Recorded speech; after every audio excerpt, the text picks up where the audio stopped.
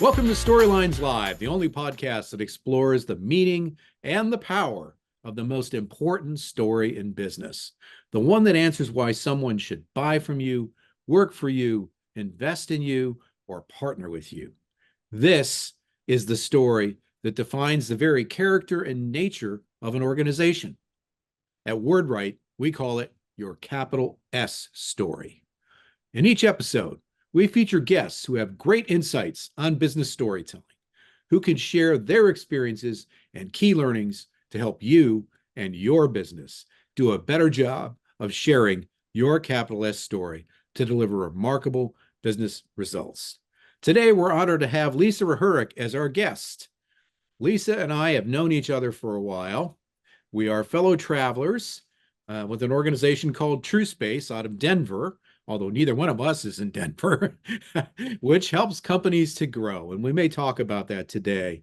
But the main focus of Lisa's work is helping companies to crack that nut of the three most terrible letters in the alphabet, RFP.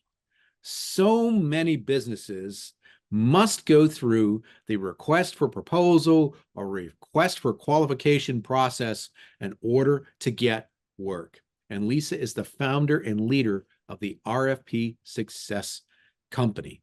Lisa, welcome to Storylines Live. Paul, I'm so excited to be here to talk with you because I love what you all do and also just to share with your audience. So thanks for having me.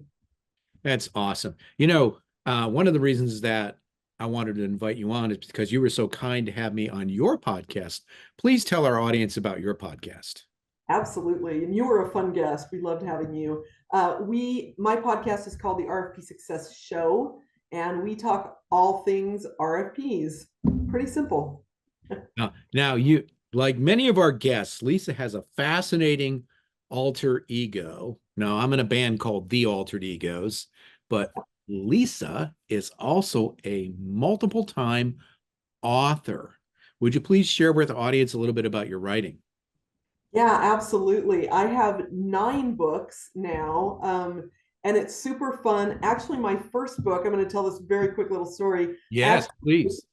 yeah, I went to a tea leaf reader in the fall of 2013, and just so you know a little bit about me, I don't really know that I believe in tea leaf readings, right? So I went with a lot of apprehension, and one of the things she told me was that I was going to write a book, and I said, "Oh, someday." And she said, "No, quarter one of 24 or 20 of 14, quarter one of 2014." And I was like, we were already in quarter 4 of 2013. I was like, well, no way. That's no way is that going to happen. And then in the beginning of quarter one, beginning of 2014, I got a call from somebody asking me to write a chapter in an anthology. So that's how my writing career started.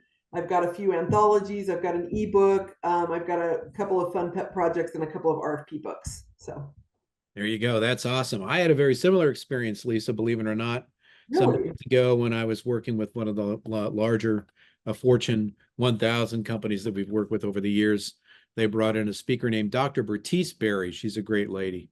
And we were working together. She was going to do a keynote talk, and the CEO of the company was going to do one as well. I was writing his talk, and so we were working together to fit things together. And she said to me, "When are you going to write your book?" And at that point, I didn't even think I was going to write a book. And yeah, so Finding Your Capital S Story, my first book. I'm also in an anthology called Ready, Connect, Grow, which is an Amazon bestseller. But I'm a little behind you, Lisa. I got to catch up to you on the well, book there again. I have put writing a book on ice for this year, so There you go. not in 24.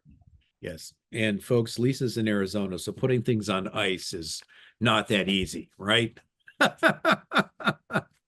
So, Lisa, we always ask our guests on Storylines Live about their capital S story. And we like to find out for the audience which of those 4 answers is most important to them where they are in their business journey right now.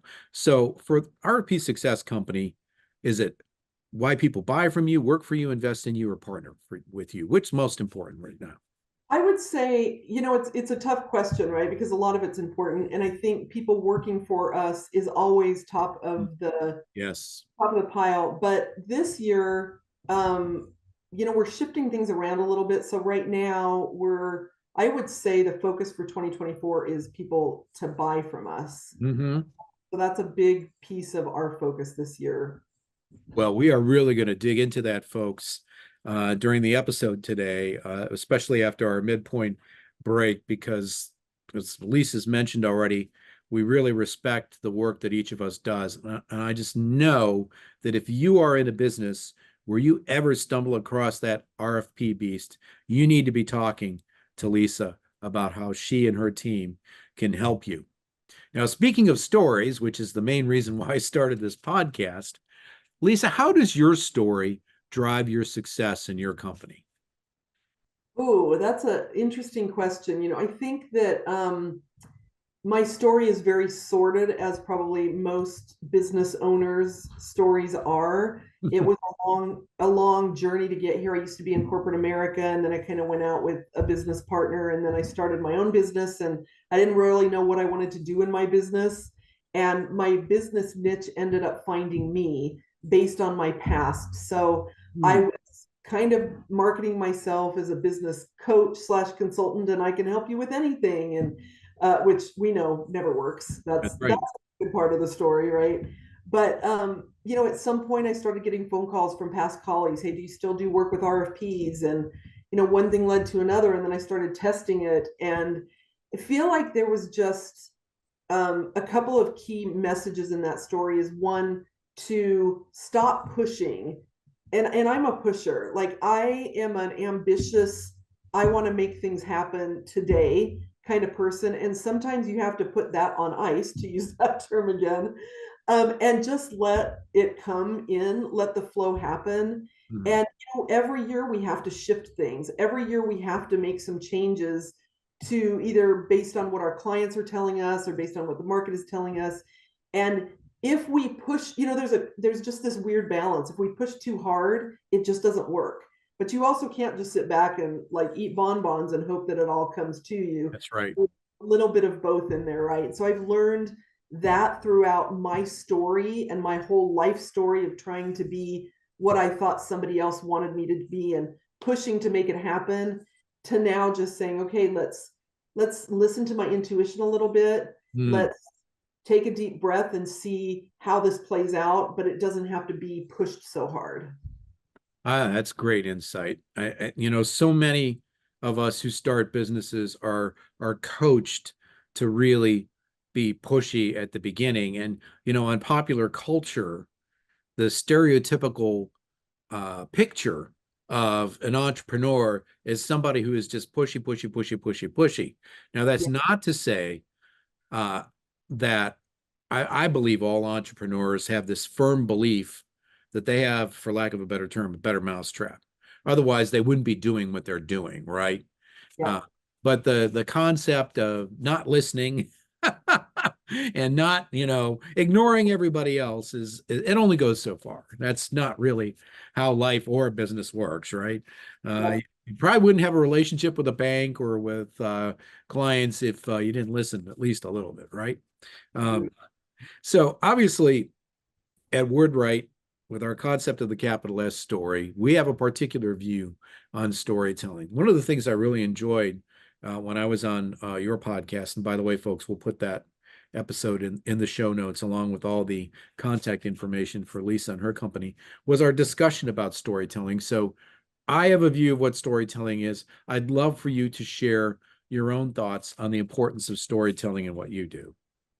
Yeah, storytelling, hugely important. We talk about this a lot in RFPs, because when you're responding to an RFP, like, it's not just about me and my company and our story, which makes us unique and makes that's our differentiator. At the end of the day, our stories are our differentiator, right?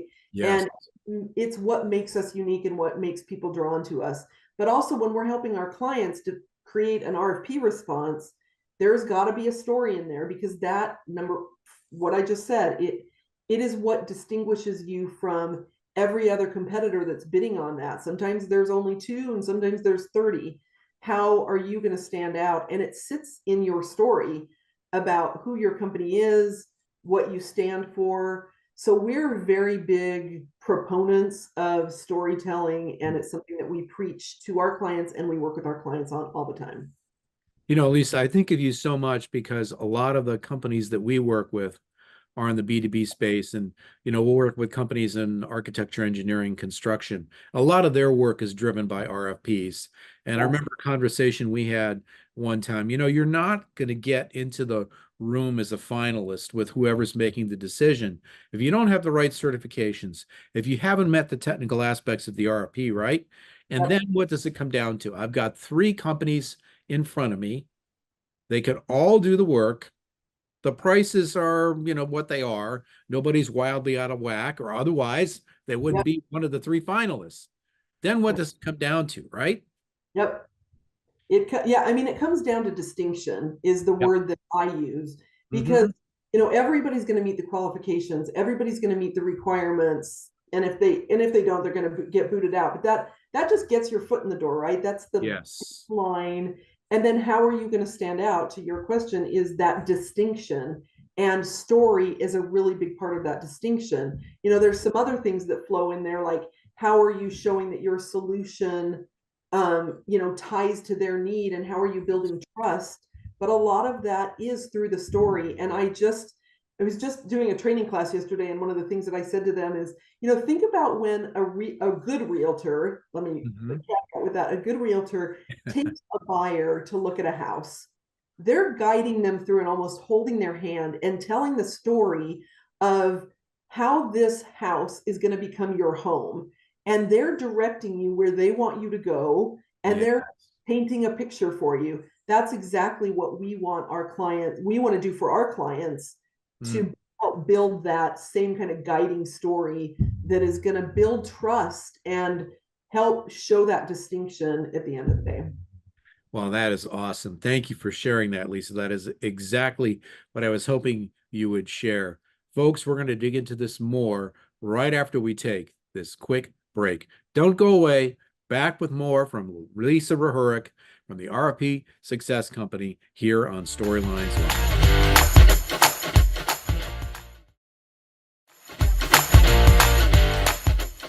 Okay, folks, we're back here on Storylines Live. In this episode, we are gaining wisdom from Lisa Rehurek of the RFP Success Company on that terrible, terrible process of working your way through requests for proposals or qualifications to get business. And Lisa, let's start there.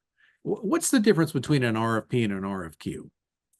An RFQ is generally a lot lighter. It's generally, sometimes it's the agency or the entity, just looking for, like, what would this even entail for us? What Right. would it look like? Would you be what qualifications do we need? So it's a little bit of a test. Mhm.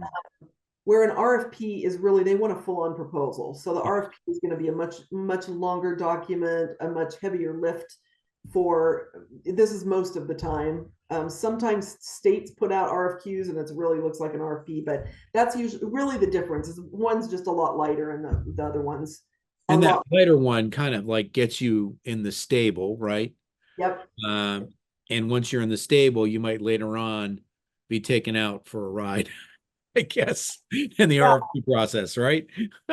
that might lead into an RFP. It might have just been a shopping exercise. You never really know, but just Mhm. know RFP is going to be a lot deeper and more complex than the RFQ. Absolutely. So, Lisa, share with our audience how you and your team help companies through this process. Absolutely. So we really become a fractional proposal team for, we work mostly with mid-market. We work with small businesses or mid-market tech companies, Mhm. and the mid-market tech companies really were coming in and becoming their proposal team. They are companies that maybe don't have the need for a full-fledged. It can cost like 250 to 300,000 to staff a full, even a small proposal team by the Oh, time you my. get writers and managers and editors and things like that. Well, we've Wow. got that whole cadre that they can just come to us. We partner with them, become their fractional team, and really get to know them over time. And we write and manage with their help a little bit, but we basically take the reins and get them the wins. Yeah, not unlike what we do at our firm, where we'll be brought in by our clients. We have an expert storytelling team, and we're helping folks, and we see many more of these processes than our clients do. They have one story to share, right? Oh, Um, because we see so many, we bring our expertise to the table and help them get to where they want to go faster, right? So the RFP success team, really, you're seeing a lot more RFPs than your clients are, right? So you can bring all that best practice thinking to the table. yeah, it really does make a difference to have the expertise. And I think sometimes with RFPs, for whatever reason, people just sweep that away and think, well, our salespeople can do it, or this administrative assistant over here can do it. It's a real profession. And when you have the right expertise, just like you are, we can bring this expertise of like 20, 30 years from Mhm. each of us. I have 30 years experience. Our kind of senior proposal manager has 20, 30 years of experience. We've seen it all. We see more in a year than most people, and they're more diverse. So we can bring in that diverse expertise and viewpoint as well. Yeah, absolutely. And the thing that gets me about the RFP process is the folks who are making the decisions are looking for reasons to knock people out. Is that accurate? Yes. I mean, mainly because, a lot of times, like we just had a client, there was 30 bidders, Oh 30 my. bidders. So if you think about that evaluation team, sometimes they break up the RFPs and only give them parts of it, but oh my gosh, these people have to look at 30 of them. And so, yeah, to find one that they're like, oh, this one made a mistake, so we can just dump them and keep going with others. Sure, they'll do it. So, it's one thing to be compliant, which is important. And also, you have to have the right people to be compliant. But again, it's another to have the person that knows how to write for Mm. that distinction and also to capture the attention of the evaluators. We know how to do that because we've got so much experience with it that we know how to make sure that they're going to lean in and pay attention. And Right. we know how to help you build the trust. So you can't get that if you're just pulling somebody off the streets. It's a sales guy, or even if you just got one proposal person, they can't do it all in the right way to get you the wins consistently. Absolutely. It's just not the same process. Mhm. So, what gives you the greatest satisfaction in working with your clients through these processes? Definitely just watching them get the wins that they've struggled so much to get in the past. We'll have people come to us that are like, we've never won one before, or, we've got an okay win rate of like 50%. But if you think about going from 0 to 50% or 50% to 80% or whatever that looks like, and you quantify that in terms of revenue, and then you start to think about what that can do for somebody's business and how it can help grow their business or keep employees, and employees don't have to get laid off. Like that just makes my heart happy, especially the small businesses. Like my heart, like of course I love our mid-market businesses, but the small businesses, because I am one, Hmm. right? And I have had a slog in my business, and I felt that pain of not figuring out how to grow, that it just makes my heart so happy when we get them wins and they get so excited. It's so fun. That is awesome.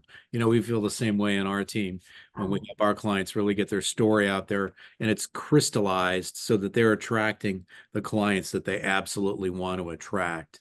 Yeah. What, lots of people claim to do what you folks do. What makes you and your team different? I think what makes us different is that um, we really are very keen on meeting our clients where they are and adjusting our process to help them. And if you look at some of the processes that some other companies use, it's a huge process. Like I remember one of the first conferences I went to, there was a company there that does what we do, and they had a process mapped out on 11 by 17 piece of paper, and it was like 8-point font, and it was crowded. Probably really important to have that when you're dealing with defense contracts and those huge federal bids. But our sweet spot is state government, uh, Hmm. in the SLUD space, which is state, local, and education, and helping companies that, again, maybe don't have that expertise. So giving them a voice that maybe they didn't think that they had, helping them through the process, but customizing a little bit to what they need versus us just saying this is the process and that's the end of that. We also love to have fun. So we get that from our clients all the time. It's like, oh, you guys are so fun to work with, because it is not always fun, right? Like you've even used terms, the Yes. I don't even remember what you said, but the awful RFP Yeah. process. Most Three people, worst letters in the alphabet. yeah, yeah. So we want them to see the fun of the RFP process, which is the outcome, right? And get jazzed up about that. And hopefully we make it really fun and simpler for them along the way. Lisa, if I think it would help our audience if you could share, and obviously you don't have to use names, but just an example of a client success that you feel is representative of what you folks do. Yeah, one of my favorite successes right now, her name is Melissa. We won't give away more than that, but her name is Melissa, and she's a small business. And she came to us and she said, look, I've been working with another RFP consultant. I'm having horrible, like no success from that. And, I just need to see, is this a viable thing for me, or should I stop barking up this tree? And we have, in the past 12 months, helped her win 3 government contracts, sizable government contracts, one of which is my favorite one, because not only was it the first one we helped her win, and she was like, I just didn't think we had a chance on this. I wanted to bid because I wanted to, get our feet in the door. But her and her team were thrilled when they found out they won. But the secondary win was that they beat out 3 very large competitors that Wow. she thought, we don't have a chance against these big companies. Even one of them was mentoring her for a while. So it was a huge feather in her cap to win those. That one in particular, and I think there was 30 bidders. That's the one I was talking about. There was about 30 bidders there. So not only did they beat out 29 other companies, 3 of them were big companies that have, big proposal teams and a lot of resources and a lot of experience. And that is my favorite success story right now. Well, that's just awesome. Helping clients to achieve the goal that they most want from engaging with an organization like yours or mine is really the thrill for me too. Yeah. Really like to see clients have that great success. Lisa, how can people find you? Yes, well, they can go to the rfpsuccesscompany.com. That's our website. We have some resources and tools and things out there. Me individually, I'm on LinkedIn at Lisa Rehurek. There's not another one of me out there, so it's pretty easy to find. And I'd love for you to connect with me and shoot me a message and let me know what some of your biggest challenges are. I'm happy to have that conversation and connect with people. I love it.